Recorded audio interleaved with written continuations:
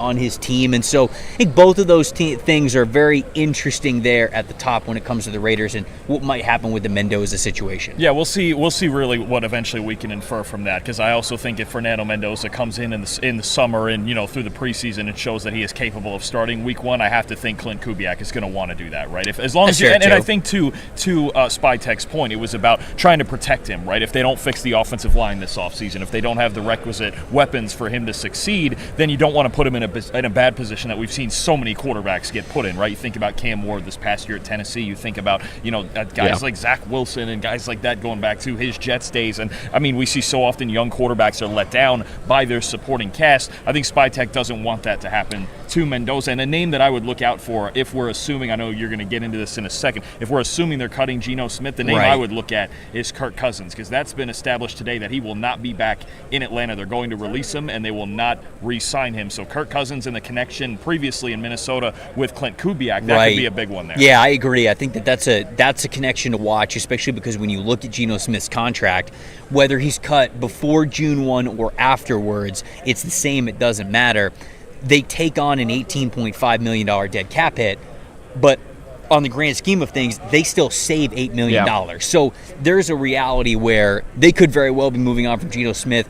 You still feel good about, because they're a team that's got a lot of money to work with in free agency, so you could go out and get a quarterback that you feel good about, especially a veteran like Kirk Cousins, who, Kirk's not going to be taking Fernando Mendoza's meaningful reps. Whenever that guy's ready, like you mentioned, they're going to play him. But I think that's an interesting scenario to watch out for. I think New York Jets, okay, at number 2, this is a little less meaningful for number 2 overall, but Darren Muji said that Breece Hall will be back with the New York Jets, whether they re-sign him or they put the tag on him, the franchise tag on him. They will be bringing Breece Hall back. I'm going to be honest, I don't like the move, and the reason why I don't like it is because, not that I don't think that Breece Hall is a good football player, I do, but if you're the Jets, you just traded Sauce Gardner and Quinnen Williams away. Yeah. You are 2 years realistically away from hitting a winning window. Maybe it's 3. So if in reality you're going to be signing Breece Hall to probably at most a 3-year contract, 2/3 of that contract, the first 2 years, when you're probably paying him the most money, you're not going to be that competitive. So why would you do that at the running back position? So I understand wanting to hold on to somebody who's a fan favorite. And look, they need offensive weapons on offense, so they're not really in the business of letting those guys walk. But that's not a move that I would make if I was the Jets. I wouldn't either, and I'm completely with you, Trevor. I mean, listen, he has been one of the 10 highest graded running backs in 2 of the last 3 years, but you mentioned it before. I mean, he's a running back. He's a really good one at that, but also this is a Jets team that probably won't be competing for a Super Bowl within the next 3 or so years. I mean, I'm not even talking about Super Bowl. I'm just talking about competing in general. I mean, exactly. You look at how well the Patriots bounced back this year. The Bills are still what they are with Josh Allen. I mean, you're competing for, like, 3rd in that division right now. There's a deadline of March 3rd to get this long-term deal done. If not, Darren Muji did say they will place a tag on Breece Hall, whether it be a franchise tag, whether it be a transition tag. We don't know just yet, but they will be tagging Breece Hall if they can't get a long-term deal done. So it does not sound like Breece Hall will be really a free agent this offseason. And something you've talked about a lot is kind of the mentality of this current coaching staff with the Jets. You think about everything we've seen the last month or so, and then even that we've heard today, right? You talk about Aaron Glenn taking over defensive play calling himself. Right. Talk about turning over basically the entire coaching staff, and now Frank Reich is the new OC. Now tagging Breece Hall. It sure feels like, and we'll see what the quarterback situation looks like too, possibly in the first round. It feels like this coaching staff is trying to find some more wins this year in order to survive into 2027. Which I get. I hate operating like that, right? But I suppose I get it. But it's always tough when you look at what maybe is the best long-term decision for the team versus what kind of gets you wins in the short term, and you're prioritizing that because obviously a lot of the people that are making the roster decisions are probably the ones whose butts are on the line because they got to win right away. So it's one of those things where it's very easy for me to say here at this desk this table, but it's easy for me to say that because my job's not on the line there, but from an outsider's perspective, again, I don't like the move. I think that you're going to be paying a lot of money for a player to not really be a difference maker for you when it comes to the grand scheme of things. And like Dalton said earlier, this is a franchise that probably is going to try to win as many games as possible next year in order to keep their jobs, which is why I keep thinking Ty Simpson at number 16 overall is a possibility. I think if you go into next year, you have nothing at quarterback, and you're one of the worst teams in the league once again, I don't know if this regime will get another chance to draft a quarterback in 2027. Is this a team that could be like, obviously everybody talks about Malik Willis as the potential,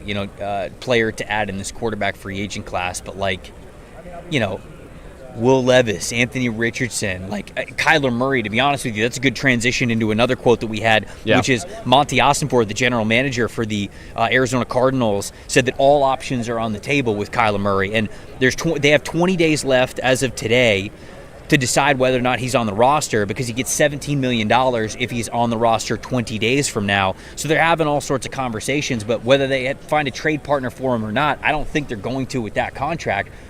There's going to be quarterback options that are out there. Yeah. So it's almost like is Kyler Murray somebody that the Jets could potentially go after? Because I think that's the biggest fish. I think absolutely. I mean, he's shown when he's healthy, he is at least he's a viable starter. Obviously struggled last year, and he struggled with injuries throughout his career. But we've seen in flashes where Kyler Murray can be a solid starter in this league. And at some point, maybe the Jets, they just want that in the short term, right? If they don't like anybody in this quarterback class, especially to spend a top 50 pick on, because they do have 4 of them, but they have a ton of needs on their roster as well, outside of basically offensive line and running back. The Jets have all those needs. So Kyler Murray could be somebody. And then I think Arizona's situation gets interesting. And I think them and even the Miami Dolphins are 2 very interesting teams that we heard from today with similar quarterback situations. Right? Yes. Kyler Murray and Tua. And honestly, I think those are the 2 teams that are going to be bidding for Malik Willis. You have a lot of connections with Miami and Willis, and Arizona just needs a quarterback. And we don't think they're going to take 1/3 overall, but what's going to be available to them in the second round maybe. So Arizona's very much caught in between there as well. I wonder if there's a world where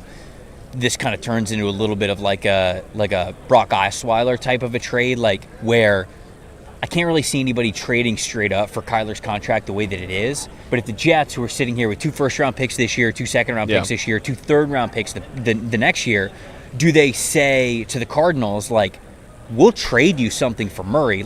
Maybe it's a second-round pick this year, or maybe it's a first-round pick next year, but it's you got to take on a lot of the money, though. We'll give you the draft capital, but you got to take on a ton of the money in order for that to be the case, to find a suitor. And that's always the part where if I'm all the other teams, the prospective suitors when it comes to Murray, and looking at the Cardinals situation, I would just sit back and wait. I would just wait for them to cut him. Yeah. Unless you mention that you're basically getting him for almost nothing at that cheap, point. Right. Yeah, I would sit and wait it out as long as I could. Another headline, I think that was sort of a headline, is we talk about 2 notable wide receivers. One of them is A.J. Brown. We've talked about him potentially being on the trade block over the last year. It feels like that's more uncertain than ever. It just did not feel like he was...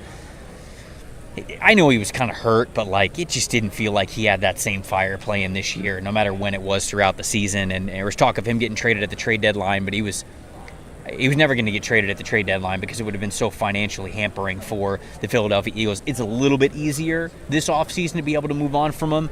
Nick Sirianni kind of made it feel like it was a little bit more up in the air. Howie Roseman was the one who was more no, we're not trying to trade good players. We're trying to win football games, which I understand. But A.J. Brown and then also DJ Moore. I think DJ Moore is another player who Ryan Poles, this was his quote on DJ Moore, we want him here. We think very highly of him, but this is the time right now where we have to look at all the scenarios that will allow us to put the best team out there. He's a guy that we want here, but we have to take a look at all of the scenarios. When you look at a team that has Rome Odunze, has Luther Burden, has Colston Loveland, you look at a situation like DJ Moore where, Chicago's trying to compete, but I think DJ Moore is on the market for the right price. So those are 2 wide receivers that could be big-time difference-making players, maybe for a team like the Jets, maybe for a team like the Las Vegas Raiders, right? These teams that really need offensive firepower where maybe these teams could be interested in guys. And the Bears are in a unique scenario, too, where if you trade a star receiver like DJ Moore, usually they'll really deplete your receiving core. Like you just mentioned, Trev, they have stars. They have Rome Odunze, they have Luther Burden, they have Colston Loveland. Now they're all young players, but they're building a young core right now in Chicago. So I do think a DJ Moore trade is on the table. The A.J. Brown was a little interesting because Howie Roseman was no, we're not really interested in subtracting great players. We're trying to get better, and subtracting great players is not going to do that. But then Nick Sirianni is I can't guarantee he's going to be back next year. So a little conflicting right there. So we'll see what happens in Philadelphia. But DJ Moore one was very interesting for sure. Yeah, and I think that you throw Brandon Ayuk's name obviously in that conversation as well. If you need a wide receiver next year, there are guys, Tyreek Hill, I don't know what the situation is like for him, but like there are wide receivers that are out there that can be had for teams that really need to pump up their offensive weapons. I think the situation for those two teams in particular, Philly and Chicago, they're very different though when you look at what it would cost them to trade each of these players, right? It does not financially help Philadelphia at all in any way to trade A.J. Brown, right? It really actually hurts their salary cap to trade him, and I think the big offensive move that obviously was made this offseason was changing offensive coordinators, right? Getting Sean Mannion in there, and maybe that was part of it, is that A.J. Brown, we know sometimes he can be kind of fickle when it comes to the play calling and really disagreeing with that. So maybe getting Sean Mannion in there as the offensive coordinator can help that. Whereas with the Bears and DJ Moore, look, they spent a lot of money in the offseason last year in free agency, especially on that offensive line, but they're going to need some money to fix that defense, right? They got some guys they need to retain. They really need to improve on defense. Moore would give them more financial flexibility if they were to trade him, plus a very deep receiver class. I don't think they'd have any issue replacing him, say maybe on day 2 with another guy from this class. Teams that could be interested in wide receivers like that, like if Moore becomes available, obviously A.J. Brown's a little bit trickier because you'll have to sweeten the pot to make it worth it for the Eagles, who are taking a pretty good financial burden there. But like, you look at the Steelers got 12 projected picks in this class. Like, they need another wide receiver. Could DJ Moore, or I don't think A.J. Brown, but like DJ Moore is one of those guys where I wonder if they call up Chicago and they're making a deal to get DJ Moore over there. Like, independent of, working out some of the finer details, are there any other teams? Like I mentioned, the Raiders, kind of one of them, the Jets obviously, but like any other teams that really come to mind that need a receiver? I think for Moore, especially Brown, the contract makes it a little bit difficult. But you want DJ Moore, I think about two teams that could use another weapon like that. The two teams that played in the Super Bowl, New England and Seattle, they both got a good amount of cap space. New England, I believe, has 11 draft picks, and they could use another weapon, just keep adding to that offense around Drake May. Yeah. And Seattle, if they're going to lose Rashid Shaheed free agency, I think another big play threat like DJ Moore would really help their offense and keep that momentum going for Sam Darnold. I like it, Max. And you nodded at the Jets, obviously, as a team. Like the Falcons are another team that needs a wide receiver, So, I don't know about Baltimore because they have an interesting cap situation, but Baltimore, I think, could always add more weapons around Lamar Jackson, too. And, there's a lot of talk about them and Tyler Linderbaum today, which I thought was really fascinating, too, with Eric DaCosta saying that they're going to send him like a market-setting offer, which is really fascinating, I think. But I think the Ravens are always a team that I'm always looking at saying they need to add one more receiver, I think, to that.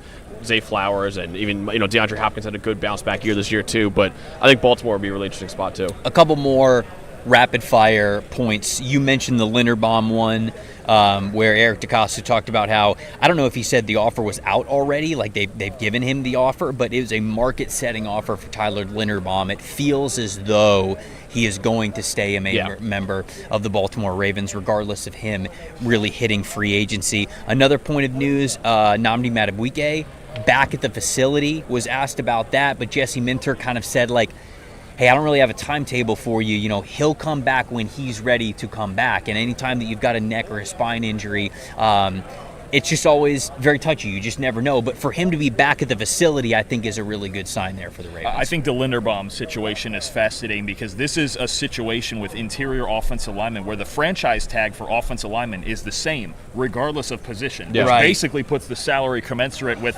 offensive tackles, right? Yes. So that offer, if that offer is already on the table and Linderbaum hasn't accepted it already, I think you have a situation where the Ravens, they're gonna really have to compete to keep him because I think there's teams like the Chargers, like the Raiders, like the New York Giants, I think all those teams are going to be extreme. Good point. His market is going to be, when he hits the open market in a couple weeks, it's going to be an outstanding good market. O-linemen just don't hit the market. Right, but interior guys with less of a threat of the franchise tag, like that, we already know that's not happening. Yeah. I think he's going to test the open market. I think the Ravens are really going to have to fight to keep him. For anyone wondering, a market-setting offer, Creed Humphrey is the highest-paid center in the league right now at $18 million a year. So we could be seeing like a $19, $20 million. It's going to be $20 million center. Yeah.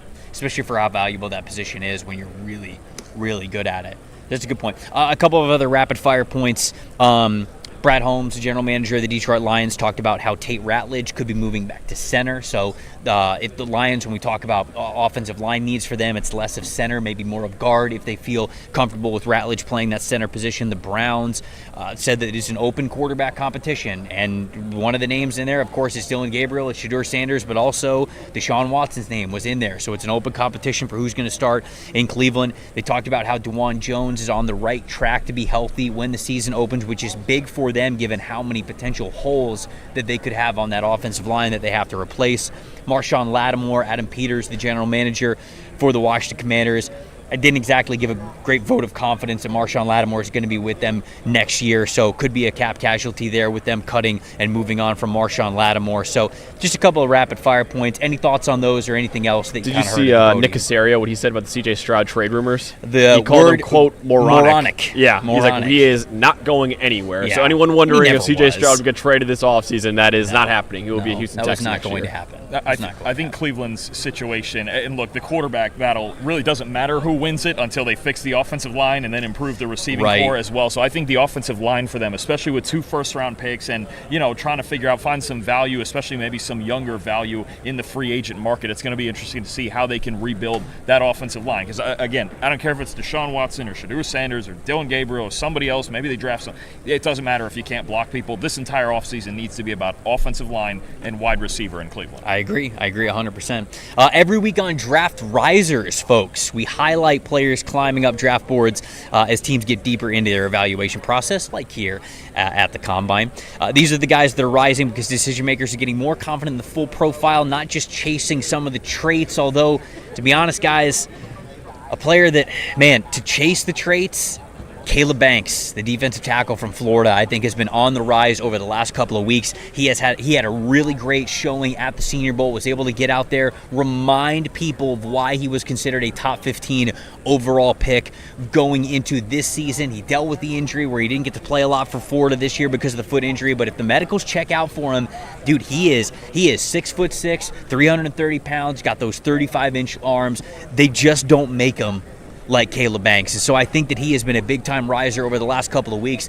And if he does all of the testing, I think he's going to test like a really good athlete, especially for a player of his size. So he is going to be that riser. When you're trying to identify risers like that, it's not about guessing. It's about having better tools, better data, and a better process. That same approach applies when you are making decisions about your own money. If you want to make smarter picks with your portfolio, Tasty Trade gives you the advanced tools and data to do so. You could trade stocks, options, futures, and more, all on one platform. The platform includes back testing and risk analysis tools to help you plan ahead and manage that risk. You can get live support from Tasty Trade's experienced trade desk reps during trading hours. Tasty Trade platform has won awards from TradingView, StockBrokers.com, Investors Business Daily, Bankrate, Investopia, and so much more there. You can create custom watch lists as well for specific sectors, companies, or market views. Visit tastytrade.com/PFF today.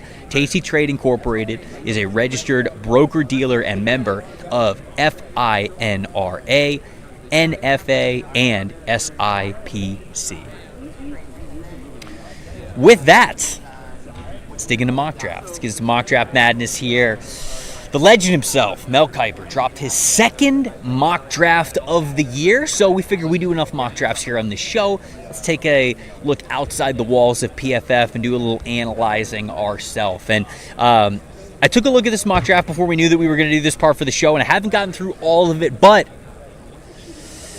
it's pretty hot. It's a fun one. This is a fun one. This mock's pretty hot. Now, it's no different at the very top. We've got Fernando Mendoza, the quarterback from Indiana, going number 1 overall to the Las Vegas Raiders. That's not a surprise. But, Dalton, I got to start with you here at number 2. This is your New York Jets going with a player that you love in this class, but there's some debate on the value. Safety Caleb Downs from Ohio State.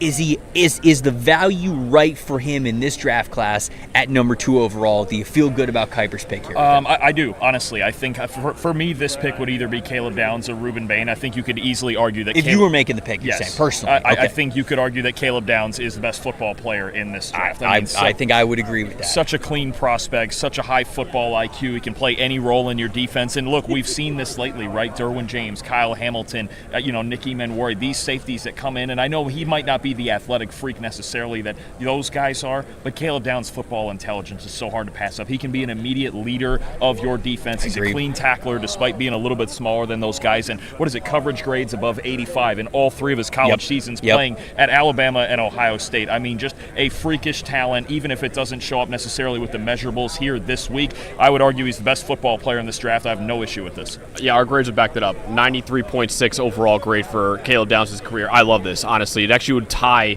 the highest drafted safety in the modern era, as Mel Kiper points out with Eric Turner back in 1991. We had one safety go number 1 overall back in the 50s, but that wasn't the modern era of the NFL draft. Sure. In the modern era, since the merger, it would tie the record since the merger. It's worth it though. In this class, where there's not a lot of top end blue chip talent, I think Caleb Downs, who is, in my opinion, the closest thing to a can't miss in this draft. I mean, he's worth as high of a pick as you can take. It's going to be very interesting to see how he tests here in Indianapolis and what the narrative around him is afterwards, because I think there's some rumblings that he's going to test like a good athlete, but it's not going to be an elite athlete. We do take non-elite athletes in the top 3. I think you're going to hear a lot of people, and you're going to maybe a lot of teams will agree with the fact that you don't. But I agree with you. I think there's a good chance he is the number 1 overall player on my board when it's all said and done. I think he is the best player in this draft class, and I keep going back to the fact that Nick Saban, who is a defensive back at heart, right? That is his roots. That is his bread and butter. Caleb Downs started as a true freshman for Nick Saban in his defense, and then he played and started in 3 different defenses throughout his career. Saban's, Jim Knowles, and then Matt Patricia's as well this past season, and he was an impactful player like you mentioned throughout. And Trev, like you mentioned before, Nick Saban doesn't really trust true freshmen to start for him in that secondary. Never. I mean, guys who've done it before, Pat Surtain, Micah Fitzpatrick did it before as well. Not bad. Like special players at Alabama only started as true freshmen. So there are some really, really good players that, and I think Caleb Downs is one of them. He should be a star in the league. So the next 2 picks here, the Arizona Cardinals, they go David Bailey, the edge rusher from Texas Tech, and then Tennessee Titans, he's got Arvell Reese, the linebacker from Ohio State, going there at number 4. Any thoughts on either of those? You know, Reuben Bain's not either of those names, and we'll get to Reuben Bain a little bit later in the mock draft, obviously, but the Cardinals going with David Bailey over the rest of, I'll throw even Arvell Reese into there, that conversation of guys that could potentially go there at number 3. I think another impact player in their front 7 makes sense in one form or another. Now they have struggled at linebacker the last couple of years, so Reese would make some sense if they leave him at linebacker, but also you've got 2 edge defenders, Baron Browning and Zaven Collins, entering the final year of the contract in 2026 as well. So an edge rusher might make some sense here. They've been building that defensive line the last couple of years, but Cardinals got a lot of needs in the trenches, right? D-line, O-line, either way, I think they could take either, and I could see it making sense. Well, I think that's the real question here, because I think that we've talked ad nauseum about how good these guys are and what they could bring to the table here. But for the Cardinals specifically, I think their offensive line needs a lot bigger than their defensive line need. But we sit here and we tell people all the time that the defensive talent in this draft is better. So here, Kiper has kind of the best player available, right? The blurb that he has over at ESPN.com, which of course you guys can go over and read, the first sentence is, tough call here between Bailey and Ohio State's Arvell Reese. So very clearly he's not considering offensive line at this spot, where sometimes we do that for the Cardinals because of how big the need is. I mean, what do you think about a true best player available approach here, given how big the Cardinals' offensive line needs it? Do you like it? Will you make this pick as well? Maybe not David Bailey, but I understand it, because I think they have so many needs on this roster right now. You can't just pigeonhole and say, oh, well, they need this, they got to take this. And I like the tackles in this draft. I won't like him at number 3 overall. I could say right now. I think David Bailey, listen, he's the best pass rusher, I think, in this draft. He led the nation in pass rush grade last year at Stanford, led the nation in pass rush grade this year at Texas Tech, and for a Cardinals defense at the 3rd worst pass rushing grade in the league this year, it makes sense. Again, not the player I would take here personally, but I at least understand the thinking here. I think, too, this is the part where draft decisions you have to look at. You mentioned defensive line is so deep, right? Offensive tackle is not as deep. So you think about, what can I get an elite player right now and still feel good about, say, early in round 2 at pick 34? There's going to be some really good defensive linemen. I don't trust the offensive linemen in that range as much. So if you were to extend this mock draft out and make, say, a 3-round plan or even a 7-round plan, you go, okay, I feel better about what I could get in round 2 and 3 on the defensive line. Whereas if I take, say, a Francis Mauanoa 3rd overall, I feel really good right tackle, instant starter. Plus, I'll get quality D linemen later. And that's where I get nervous. Like, not to skip over certain picks, but he's got Arvell Reese going to the Titans at 4. He has Spencer Fano, the offensive tackle from Utah, going to the New York Giants at number 5. But then you get to the Cleveland Browns, he's got them taking Carnell Tate, the wide receiver from Ohio State. I think the conversation with the Browns is very similar to that of the Arizona Cardinals. Like, they ideally would like to take an offensive lineman at 3 and at 6. And I think when you try to build out that full team building strategy going into the 2nd round, you're not going to love the offensive line options that are going to be available for you at the beginning of the 2nd round. So it almost, again, like, I agree with you, Max. You don't want to pigeonhole yourself, but at the same time, like, these teams, if they don't get significantly higher floors in free agency with the offensive linemen that they could bring in, they're going to have major roster problems if they don't address the offensive line. And to your point, too, I think, in my personal opinion, this tackle class has a big drop-off after the first three guys in Proctor, Mauigoa, and Fano to everyone else. I don't think any of those three guys are making it to 24 for Cleveland either. And I think there's some really good receivers you can get at number 24 overall. Right. I think for Proctor, it kind of depends on this week, right? I think he's going to have a big week this week and go even higher than where he's projected right now. But I'll say this too for the Browns case, okay? They're replacing possibly their entire offensive line. So when you look at 24, interior guys are not off the board either. We'll see if Venga Ioane can get to 24, but also I think Emmanuel Pregnon from Oregon might be a late first round type of player. If the Browns got him at 24 and you solidified a guard spot, I wouldn't hate that either, along with the Carnell Tate pick that you have there at 6. We got Sonny Styles, the linebacker from Ohio State, going to the Washington Commanders at number 7. It's been reported, Jordan Schultz reported this, that Bobby Wagner is going to play a 15th season this upcoming year, but there's no guarantee that that's with Washington. He's a free agent, so it could be elsewhere on a different team. But they're going off-ball linebacker there in the top 10. We've got Mekhi Lemon, the wide receiver from USC, going to New Orleans Saints at number 8. How do we feel about Lemon? It feels like this get a little bit more steam with them taking a wide receiver there at number 8, and specifically it's usually when Lemon's on the board. I love it. I mean, Dalton and I did our wide receiver rankings episode recently, and I think, Trevor, you have him too as wide receiver 1 in this draft, and we both do as well. I think he's the best receiver in this class. I get the size concerns and all that, but you look at guys like Jackson Smith and Jigba, Amon-Ra St. Brown, and how they're dominating the league right now. I think Mekhi Lemon's one of those guys, honestly. He was so good at USC this past year, the best receiver in college football, in my opinion, this past season. I think he's the best receiver in the draft, and I love him going in the top 10 here to New Orleans. It adds so much more schematically to that offense, right? Because Lemon can take those easy targets and turn them into big plays. He blocks his butt off, too. He blocks his butt off. He's going to help the run game. I think it makes a lot of sense for the Saints that they either take another receiver to pair with Chris Olave, or I still think Jeremiah Love should be on the board very high for them at number 8 to jumpstart the run game. But either way, I think it'd be a really good pick. And Lemon, like you mentioned, he's our top guy. He's awesome. Well, Jeremiah Love goes right after this, so I want to hear your thoughts on this. Kansas City going Jeremiah Love. We've seen this mock draft connection before. Kiper mentions that Love is number 2 on his big board, and I agree. I did a little social video for the PFF channel, whatever it was, a couple of weeks ago, and I was talking about blue chip guys. And for as much as I like a lot of the defensive players in this class,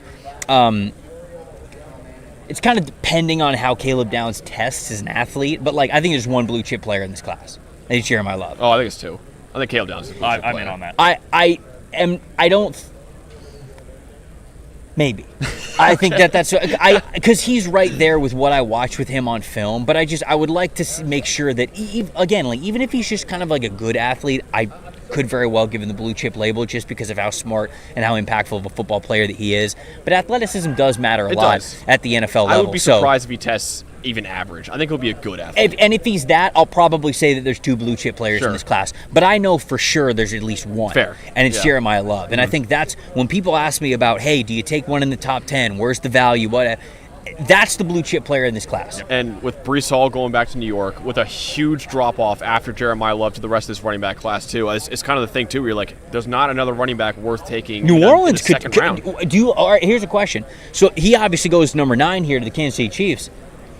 You guys like Lemon more or Love more for the Saints at 8? You could easily argue with the scarcity part that you just mentioned that Love should go 8 to the Saints. Go 8. And they can find a receiver later, right? Because there's a depth of receiver that there isn't. I'll tell you, the 2 happiest guys in football right now, college and NFL, Jeremiah Love and Kenneth Walker. Why? Because Breece Hall is going to be a New York Jet, and Javonte Williams just signed an extension in Dallas, right? So now Kenneth Walker is the main free agent at that position, and Jeremiah Love is obviously the main running back in this class. Those 2 guys, I think Jeremiah Love is going top 10, especially with those moves. He's too good. And Hall He's and too Williams good. not going anywhere. Yeah, absolutely. And Kenneth Walker is going to make a bunch of money, whether it's from Seattle or elsewhere, because the market's already slimming down. And what's interesting about that is Dallas is picking 12th. Right, and I know that they like Javonte, and so there are a lot of things that potentially go into it. But I bet they're sitting at 12, and they go, "There's no shot. We don't have a shot at getting Jeremiah Love." And with that being the case, let's make sure that we bring back Javonte. Right? If there was a chance they could get Jeremiah Love, I don't know if that Javonte deal gets done. I think that he might be elsewhere, and they might be okay with that. Rico Dowdle's hitting free agency. Maybe you just bring him back on a 1-year deal instead of the 3-year deal that Javonte just signed. So that makes me agree with you guys. I think he's a lock to go in the top 10, and I actually would like him to go to New Orleans more than I even like him with the Chiefs. But the Chiefs would be very happy. Last team in the top 10 to round things out here, Ruben Bain Jr. lasting all the way to number 10, going to the Cincinnati Bengals. Now, it's interesting because the Bengals have drafted a couple of edge rushers over the last few seasons. Shamar Stewart, obviously, is the one that they drafted last year in the first round. Is this more of an interior defensive line pick, to be honest with you? Like, do you think that if he goes to Cincinnati, is he playing more interior defensive line than anything else? That's the fun with Bain, is you can kind of move him around, right? And I know there's some people who have thought that, okay, he should play a 3 technique. He can be a defensive tackle, right? Like that responsibility that you move him around inside and put him in the B gap and do all that. To be honest, Miami, we did a film breakdown on this before one of their playoff games. They did that with him anyway, just in the C gap, over the tackle or in the C gap anyway. So Bain's a guy who can do a little bit of both. Honestly, if Bain gets to the Bengals at 10, that's an A+ run it in home run pick, no question. Because we're assuming Trey Hendrickson's going to leave, right? So now it's like, so you have needs at all 3 levels of your defense. I would argue cornerback is maybe the only one that's not a consideration there. But Ruben Bain getting a 10 would be a slam dunk. Didn't they say they might tag Henderson again? I might take Bain anyway then. Really. Especially, you mentioned the flexibility. Like, if Al Golden wants to go to 5-man fronts and you've got Stewart and Bain, and all of a sudden you're like, hey, we might actually have a run defense. Yeah, I mean, and very clearly, if you're tagging Henderson, that's not really solving a lot. Like, he's probably still mad. He's around for 1 more year maximum, right? So, no, I don't think that takes it away. But it's just a very interesting landing spot because, one, I hadn't seen Bain last to 10 in many mock drafts anyways. Like, I think he could go 2 to the Jets. So for him to last all the way to 10, I think is a bit of a stretch. But him with Cincinnati is interesting depending on how multiple they want to get. But I genuinely think that if he gets drafted to Cincinnati, they're drafting him more as an interior defensive lineman than an edge rusher. I think in that scenario, with Reese off the board, with Styles off the board, with Bailey off the board, right? Downs is off the board. Downs is off the board. With Basically, Bain being the last guy on the board, you almost have to take him there if you're Cincinnati. It's basically just Peter Woods is the only one left still on the board that I think you would think about. Right. Yeah. At 10. Yeah, but I'd certainly go Bain over Woods. I think Bain's like the 3rd best player in this draft. I agree. I agree. I think it's a slam dunk pick for Cincinnati. I mean, he led the nation in pressures this year. I think he's the best run defending edge we have in this draft too. So I think he's a superstar. I have no qualms with that pick at all. All right, we'll run through some of the picks in Mel Kiper's most recent mock here outside of the top 10. But before we get to that, our game plan of the week presented by our friends over at Western and Southern Financial Group. A game plan for your financial future. Fellas, you know what I think the game plan of the week is? Just because Fernando Mendoza is going number 1 overall doesn't mean you have to start him week 1. I think that's the game plan of the week. Don't throw these guys out there before they're ready. And that was Spytek's whole thing when he was talking at the podium. He was saying, look, if he's ready to go, great. But too many times he used the quote at his podium. He said too many times, it's organizations that fail quarterbacks before the quarterbacks fail the organization. And so to me, I love that. I love that game plan that Spytek has there, and I think that that's perfect to try to set his young quarterback up for the most success throughout his entire career, not just for the Raiders in the short term, maybe in year 1. Just like every team win starts with a great game plan, your future should as well. With life insurance built like a championship roster, Western and Southern helps you protect you and your family so you can focus on winning today, knowing that tomorrow is covered. Whether you are just starting out, building your dynasty, or looking to lock in long-term protection, their coverage options are designed to match your game plan. Visit westernsouthern.com/PFF to get your free life quote and start building your financial game plan today. Western and Southern, built to win, backed by over 130 years of helping people protect what matters most. You know what my game plan of the week is, Trev? All you can eat steak tonight? I was going to say hydrate, but that's also I think both probably for good. Sure. Both would be probably good for ideas, us. I'll go a little bit rapid fire with some of these here. Miami Dolphins, Francis Maui-Noah. That's what Mel Kiper has them taking at number 11. Mansour Delane, the corner from LSU, to the Dallas Cowboys at 12. The Rams getting Jermon McCoy, the cornerback from Tennessee, at number 13. Baltimore Ravens getting Jordan Tyson, the wide receiver from Arizona State, at number 14. And then the Tampa Bay Buccaneers getting C.J. Allen, the linebacker from Georgia. That's the highest I've seen C.J. Allen go in a mock draft. Just shows you how bad the Bucs need linebackers. Huh? They do, and both Jason Light and Todd Bowles, when they were at their podium sessions, basically said as much. Like, they basically were like, we're drafting a linebacker and edge rusher in the first round. Like that's again, I'm paraphrasing, I'm reading between the lines type of a thing, but they know they desperately need it.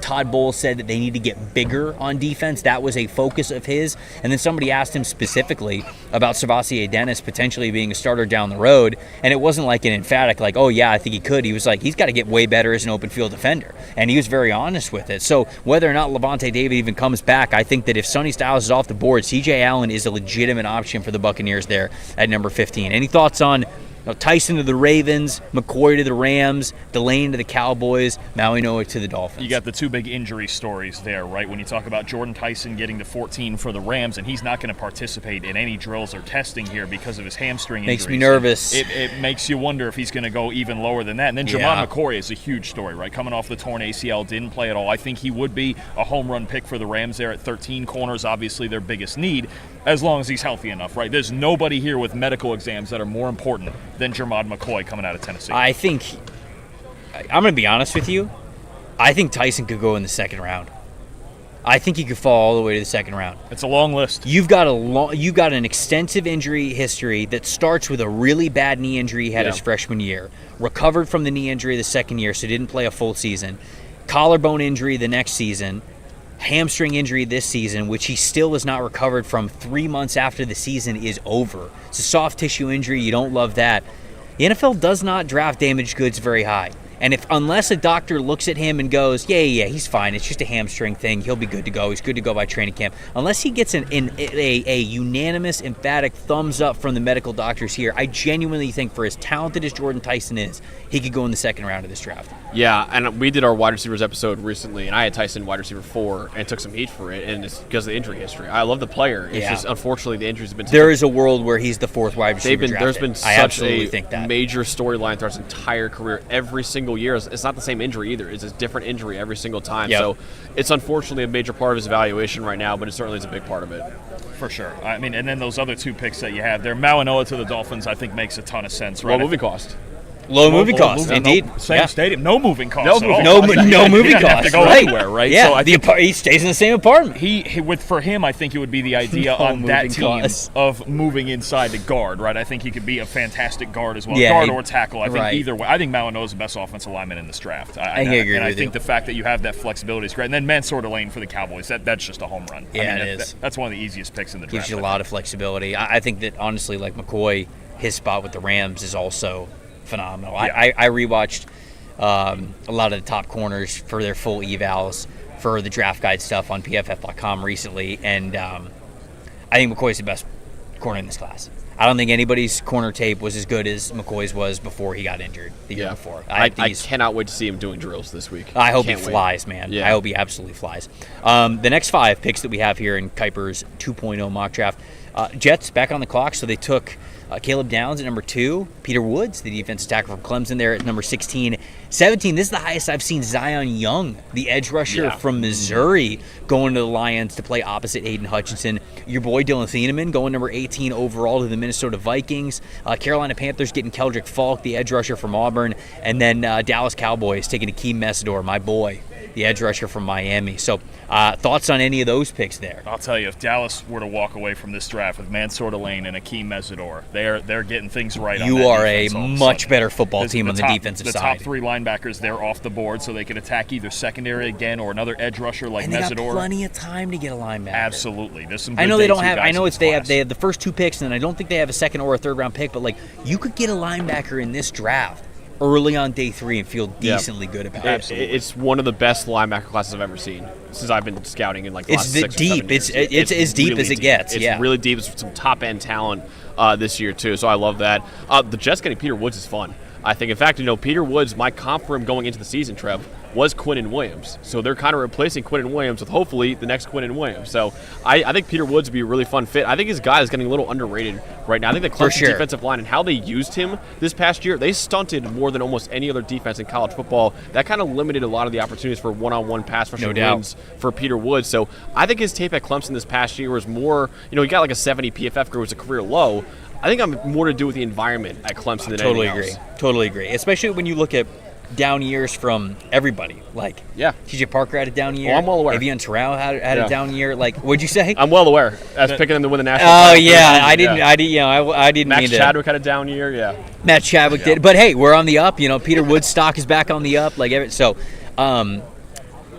Zion Young going to the Lions. I mean, I think that's a product of how good of a Senior Bowl showing that he had, where his stock is really on the rise. Your thoughts on Thieneman, the fit, your boy, the fit to the Minnesota Vikings there to replace Harrison Smith? That feels like a pretty good fit to replace Harrison Smith, doesn't it? Yeah. I mean, you talk about the versatility that he has, the speed that he has. I'm really interested to see him test out here at the Combine as well, because we've even had some debates about, okay, what does Dylan Thieneman's athleticism really look like? But man, oh man, he's an instinctive football player. He's aggressive, and playing that 1 year at Oregon, I think that really helped him become more versatile in his game to play any sort of role, and we know that's what Harrison Smith was known for, being able to run any scheme, any coverage, and do it at a very high level. I think he's going to rise this week at the Combine. Who? Dylan Thieneman. I think he's going to okay. test really, really well. I don't think people are really aware of how athletic Dylan Thieneman was, because he played a lot in the box this year at Oregon. When he played like center field at Purdue in his freshman year especially, he was like clocking in over 20 miles per hour consistently in our tracking data. I thought there was another reason you were going to say people don't think he's athletic, but No, I mean, there's no other reason. just There's because no other reason. My comp, by the way, is not Harrison Smith. No, That's not my comp. No, for Dylan not Thieneman. Harrison Smith. Literally any other safety. Yeah, probably, literally anyone. Yeah, exactly. For Dylan Thieneman, who is a damn good football player. I think Carolina Panthers fans might look at the pick for Chadwick Falk, the edge rusher from Auburn, and some of them might roll their eyes. Some of them might not be happy about it, because you look at the single-digit pass rush win percentage. Actually, I think it's double digits, but I think it's like right around 10% pass rush win percentage for Chadwick Falk. You can go, how is this guy helping us on their defensive line? I actually don't hate this, guys, and the reason why is because I think Nick Scorton is more of just a pure pass rusher. Yeah. I think the same for Princely Umanmielen. I don't think these are the guys that you want as like the full-time. I don't think you want both of these guys on the edges as like your full-time edge rushers, because I don't think they bring enough in the power profile and defending the run. You can't have two finesse guys on each side of the line of scrimmage. You have to have a power guy to complement a speed guy. Chadwick Falk is that. Chadwick Falk is your 5 technique, length, size, power, defends the run, allows you to move Derek Brown back inside to where he can really just wreak havoc as a 3 technique defensive tackle. It allows you to then have a rotation of Nick Scorton and Princely Umanmielen as the more finesse player, sometimes a stand-up, sometimes with their hand in the dirt on the other side. So I get it. He's not the prolific pass rusher that you maybe that some fans would want, but I do think that for Carolina it does make sense, and I actually don't hate this landing spot for Chadwick Falk. And Ejiro Evero gets in a lot of 5-man fronts too, and you talk about Chadwick Falk being able That's to a 5-man front type of a player. Exactly, 100%. and even then you could still have in a 5-man front then Scorton, Umanmielen, and any veterans they have on the outside to go, okay, just keep contained and funnel this back into Derek Brown and Chadwick Falk, who are such good run defenders. I think the front flexibility that comes with Falk, especially for a team that's been dying for run defense the last 2 years, I do think that's a really good fit. But Carolina's got a lot of options with that pick. D-line, if C.J. Allen was on the board, they need linebacker in the worst way. And I think the quiet need that still might be an option for them there. That left tackle spot might be a problem. I know. Yeah, Dan Morgan was asked about Ike Ekwonu, and he said, hey, surgery was successful. It was as good as it could be. Didn't give a timetable. I mean, he's not going to play next season at all. I mean, that extensive of a knee injury with a patellar tendon tear, he's going to be out all of next season. And then, you get worried about the long term with him, because that's an injury that can affect you long term. So I think you are right there as well. Next 5 in the mock, we start with the Pittsburgh Steelers. Mel Kiper has them taking Ty Simpson, the quarterback out of Alabama, there at number 21. Los Angeles Chargers, this is where Vega Owane, the guard from Penn State, comes off the board. Philadelphia Eagles, Kenyon Sadiq, the tight end from Oregon, who we think is going to put on a show here in Indianapolis. The Browns at 24, offensive tackle Monroe Freeling, and so it was that wide receiver offensive line combination. It was Carnell Tate at number 6, and then at number 24 it's Monroe Freeling. And then for the Chicago Bears, I do like this pick quite a bit, and I'm going to start to, I think, gravitate towards this one a lot. It's Caden McDonald, the defensive tackle from Ohio State, to Chicago for a team that has to get so much stronger and so much more reliable in the middle of that defensive line there with the pick at 25. So any of those picks picks stand out to you guys? Trev, you just mentioned it right there. No Bears D tackle had a 60 PFF grade, at least a 60 PFF grade, which is average. Which is just average. Average, yeah. Cade McDonald led the nation in run defense grade this year. And to go back to you guys' point earlier about the Browns, I go back to a couple drafts ago with the Chargers, and everyone's like, they have to take Malik Neighbors in top 5. They have to do it. They took Joe Alt. And people were like, okay. And they got Ladd McConkey in the second round. So that's kind of building your draft through that strategy. Right. This I don't love for the Browns because, like you mentioned before, Carnell Tate is 6, great player, sure. I don't love Monroe Fielding at 24. But if you do, say, Spencer Fano at number 6 overall and then Denzel Boston at number 24. I like that a lot better. I love that a lot better, Yep. too. So it kind of reminds me like the Chargers strategy a couple years ago where, yeah, they need a receiver. They also need help on the offensive line. In this draft, you probably, like I said before, you probably should prioritize offensive line first and then take a really good receiver later on in the first round. Scarcity of position Totally. goes into so many of these decisions, right? Because all of these teams, that's why we do the team needs things where it's like they all have 3 and 4 and 5 needs, right? But how can we best fit this puzzle together to get all of them filled, right? And you mentioned it, and it depends, and it also depends, let's say, just how much they believe in Freeling, right? Who showed off some really good pass protection this year. I think he's probably going to test pretty well this week. Right. But I still think there's parts of his game that are a little bit of a project right now still, especially in the run game. So I think there's a lot of potential, and again, in these front offices, it's going to depend. You mentioned even specific players in both scenarios. We don't know what some of these general managers think of those specific players and those combinations, so that's why they have to go through so many of these simulations. What was it? Oh, I was going to ask you about Simpson. So Simpson's, the opinions on him are all over the place, but thoughts on him, independent of spot, more of like with Mike McCarthy, right? Like in Pittsburgh, at this point, they would not then have another wide receiver quite yet. We talked about them maybe being a team that gets involved in the free agent wide receiver market. But just thoughts on Ty Simpson as Pittsburgh fit. Simpson is the second best quarterback in this draft. We got to work on some pressure things and how to respond to that. And he only has 15 starts in his college career, right? And there's a lot of good things. I think he could see the field in a way that Mike McCarthy wants to, because I think the one thing that you're going to hear about a lot, but Ty Simpson's a coach's son. So I think that level of processing, you can see it in his tape. I would love for him to go to a situation like that. Actually, I would like it better if we know Aaron Rodgers is staying. I think Simpson's ideal scenario, especially when you talk about the Steelers or maybe the Rams, is to sit for a year. Sit behind a veteran for a year. Agree. He's a guy, and this is why I want him to go to the Rams. It's why I'm not really an advocate of him with the Jets at 16.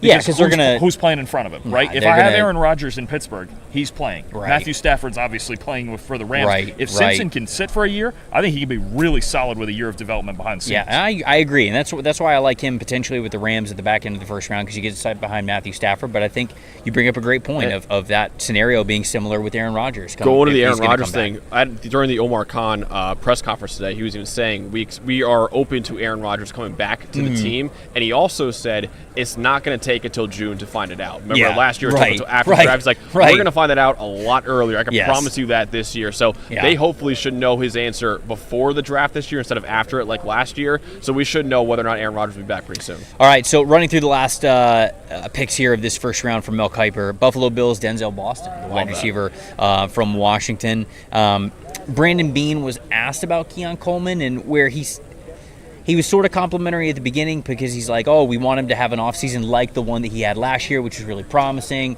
showing up, being about your business. But then he talked about some of like him still needing to grow up in a maturity standpoint. Like anytime you say that, it's like, all right, well, that's interesting to hear. Like that's not really great to hear. So you draft Denzel Boston at number 26 for the Buffalo Bills here in this mock draft. 49ers getting Caden Proctor. I don't love that fit. Okay, go ahead. Before we move on, let's see. I just don't think just because of Shanahan. It's not a good scheme. But Shanahan's leaning more into power stuff. A bit, but it's not like full tilt like McVay, where now he's just getting duo all the way with guys. Like if he was going to commit to that and be like, "Hey, Caden Proctor, you're the next Kevin Dotson," then maybe I see the case. Then maybe you're into it. But he still wants to run to the edges, and I don't love that as a scheme fit. I would actually like him better with this next team you're about to mention on the board the Houston Texans. Then he has Jadarian Price, 2 running backs. Oof. From the same school, mind you, going in the first round of this draft. I think that's far too rich for a team that needs offensive line help more than anything else. In that scenario, with Freeling off the board, with Proctor off the board, I think you start to get into maybe Two guys. See, I don't agree Emmanuel because Pregnon. I'm a Blake Miller guy at this point. I'd very clearly take Blake Miller, Two and guys, I'm cool with it. Blake Miller, or I would take Pregnon over Miller Shoot, and move Howard back Max to right tackle. Ionicher is somebody who I Yeah. think about here at this spot as well. I'm Yes. not thinking about a running back at 28 if I'm the Texans. No. I'm not doing it. Later on, absolutely. Sure. Day two, take it back. Not You got to thinking put about somebody it else back there with at Marks. 28. But I think, to me, I'm with you. I think in that scenario with Freeling and with Proctor off the board, I would take Pregnon and then move Howard back to right tackle.